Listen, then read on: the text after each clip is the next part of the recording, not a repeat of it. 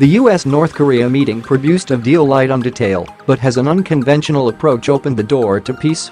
It says a lot about the world of diplomacy in 2018 that the most expert commentary on Donald Trump and Kim Jong-un's Singapore summit came from a tearful former basketball player, Dennis Rodman.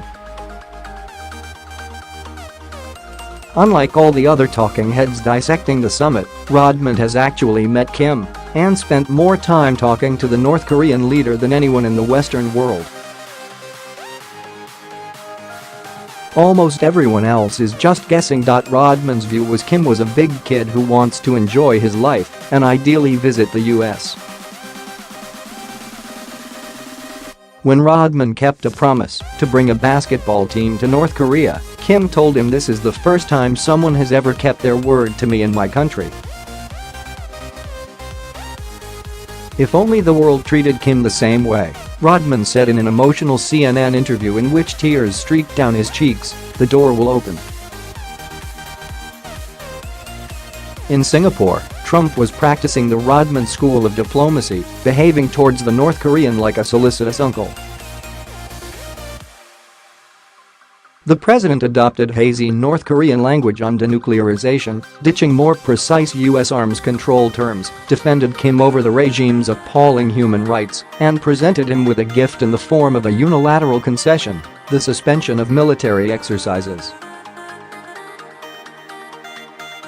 The summit statement is big on hyperbole and short on substance. It reads like it was written by the North Korean negotiating team, said Suzanne DiMaggio, a senior fellow at the New America think tank who has led back-channel contacts with North Korean officials.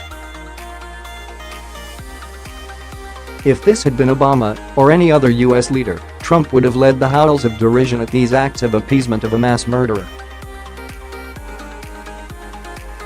But hypocrisy is not so much a character flaw in Trump as a defining characteristic. Actions he denounces in others become admirable when he carries them out himself. "I signed an agreement where we get everything, Trump claimed on Friday. In the face of widespread disgust at Trump's extravagant kowtowing to a dictator responsible for mass murder, the president claimed it was the price for keeping Americans safe. "You know why? Because I don't want you to be killed with a nuclear weapon," he told a reporter.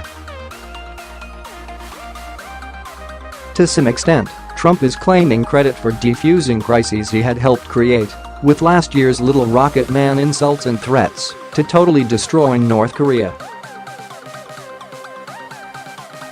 But the standoff with North Korea goes back decades, and, as has happened during previous periods of diplomacy, the two sides had pulled back from the brink in advance of the summit.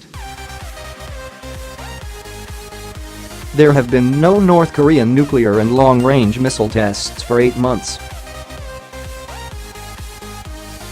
Trump claimed he suspended military exercises unilaterally for budget reasons, but the move also removes a flashpoint and may go some way in lifting the fog of paranoia in Pyongyang. The first test of the new dialogue should be imminent.The U.S. Secretary of State, Mike Pompeo, is supposed to meet his North Korean counterparts in the next week, and it should be apparent soon if Kim intends to keep his promise to Trump that he would dismantle a missile engine testing site. Robert Carlin, a former CIA officer who was deeply involved in earlier negotiations with the North Koreans, said Pyongyang could do away with its intercontinental ballistic missile (ICBM) program altogether. "They developed an ICBM program to get our attention, and it's work.It absolutely worked." Carlin said, "If they can get something for it, it's not so hard to give it up." Another early step could be a freeze on the production of fissile material, shutting down a 5-megawatt reactor in Yongbyon, which is the only known source of the regime's plutonium, and a facility for making tritium, used in making hydrogen bombs.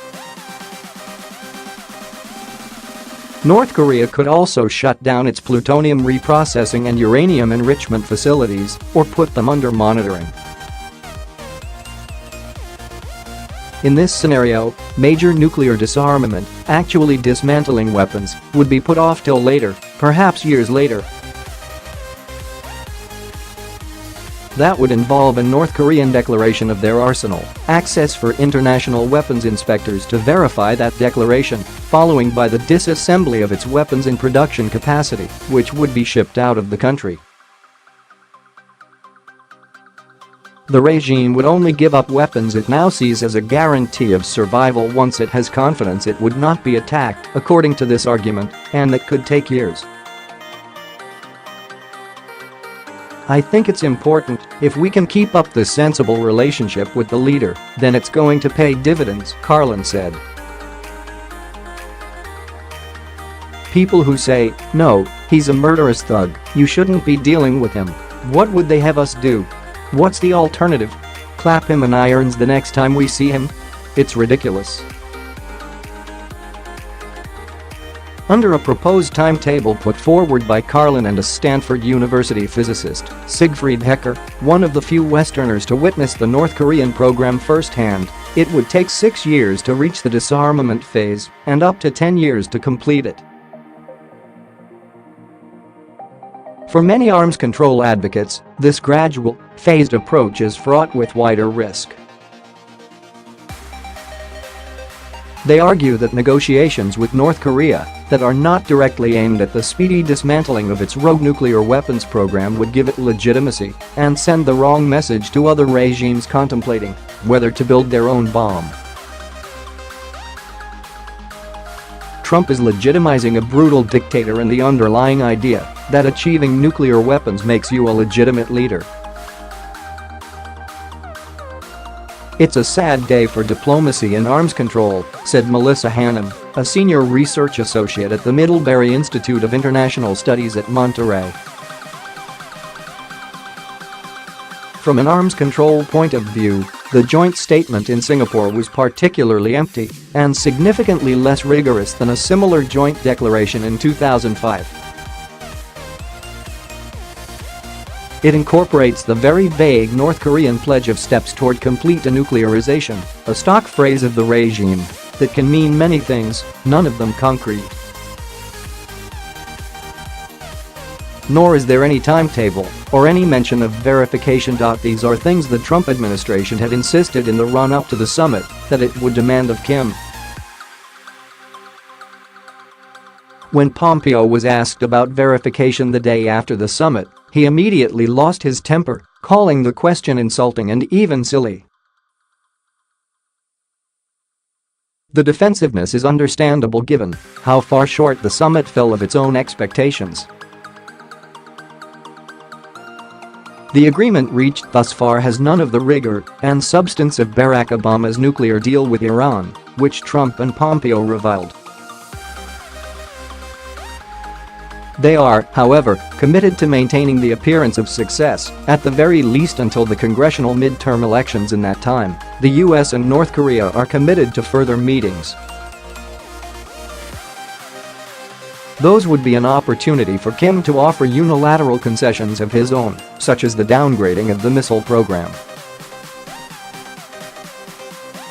If Rodman is right, and addressing the leader's paranoia and sense of betrayal is the key to opening the door, it could lead to a virtuous cycle of disarmament.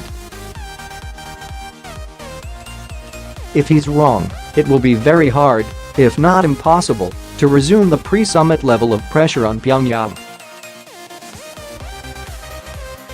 In the absence of nuclear tests, neither China nor Russia, or even South Korea would support a return to isolation. Trump will have been comprehensively played. Kim will make concrete concessions along the way that further reduce tensions, such as a codification of a testing suspension, freezing the nuclear and missile programs, and even some rollback, DiMaggio said. But chances are high that Trump's approach will morph from complete, verifiable, irreversible dismantlement to we can live with a nuclear North Korea